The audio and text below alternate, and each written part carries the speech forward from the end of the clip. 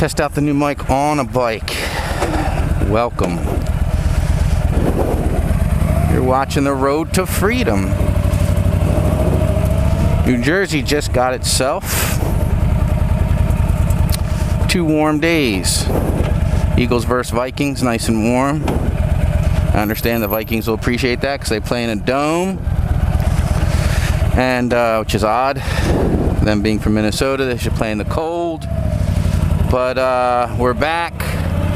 I'm out on my bike. I can't believe it. I haven't been able to ride in so long. So this is really nice.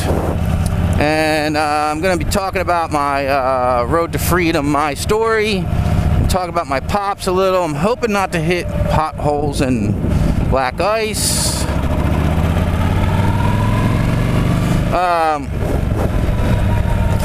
In last video, I talked about, I'm doing a series on my pop, who I called Joe, who was the man who fathered me and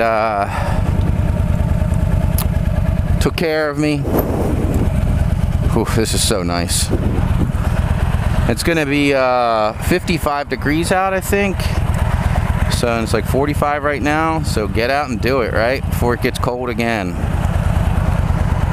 Because when it gets cold, it gets cold. So I talked about my dad's Peterbilt. And I want to talk about today his boat. Because after his truck, probably his boat is the next most important thing to him. But I mean, it was just strange because the man, his life was just about what set of, what engine he was controlling. So if he wasn't at work, what he'd be working towards all week was Sunday. Now in today's world, a lot of people in the South Jersey area, for Sunday, they'd be working towards Eagles football or something, barbecue or something. But my dad, every Sunday, went to LBI, Long Beach Island, to visit his parents. He'd say hello to his mother, and I only know this because he would bring us with him a lot. Now my parents were taking care of a lot of foster children at one time, so he wouldn't bring all of us on most occasions. And it was a small house. It was a retirement home by the beach. And he'd go, say hello to his mom, whom he adored, and then he would, that way's closed off. Then he'd take his father out on the boat that was kind of like purchased by his father and his brother and himself. He also had a sister, but I don't think that she was in on it. And that was his day. I think Saturdays, my Uncle Charlie, his brother, would be down there as well. And that was his thing, man. He worked all week. Getting up at 4 in the morning, getting out on the truck by 4:30, getting on the road by 5:30 every morning. Guy on a white Vaquero, nice. And he did that because he got to go on the boat at the end of the week with his father when it was all said and done. They fished for a lot of flounder. They also did a lot of crabbing. The boat would have, its crab cages hanging off of it at the pier. And then he'd pull up all the crabs he caught. A couple eels would, slither through and jump back in the water. And then when we would get out there, they would do fishing. And you talk about a happy man. That was his thing. I mean, that's kind of most fishermen's things, to be honest.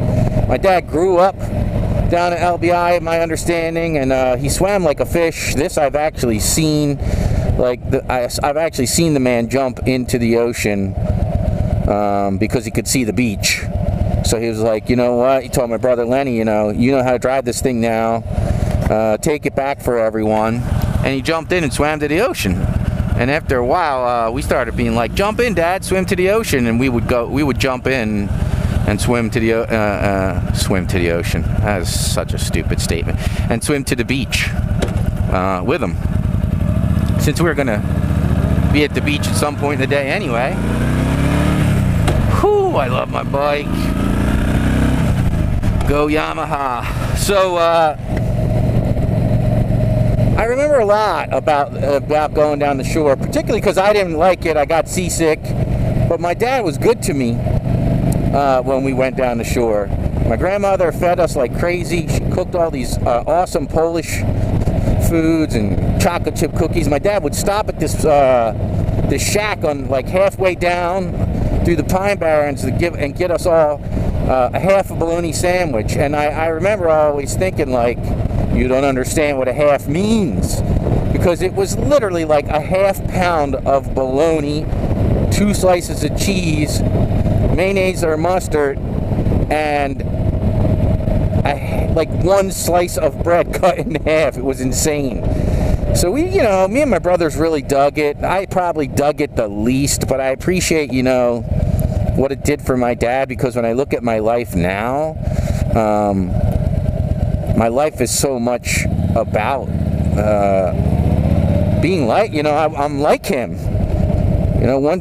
Where's my next ride gonna be? And working, the last, I don't know, it's probably been 2 months. I've been going to work so I could eventually get on this bike. So I get that.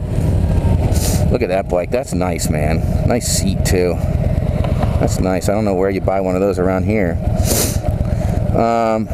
So that's my Pop's boat story. I mean, I got a lot of boat stories, but I'm just trying to get to the gist of it. If you grew up fishing, you grew up going down the shore, pulling the boat out of the water and prepping it for the season and all that kind of stuff, please like, share, and subscribe, and hit me up in the comment section. I know YouTube is changing, but that doesn't change that I want to reach out and meet other interested riders. This is your boy, Mr. G. This is Road to Freedom, my story, and I'm out. Hope you enjoyed. Peace.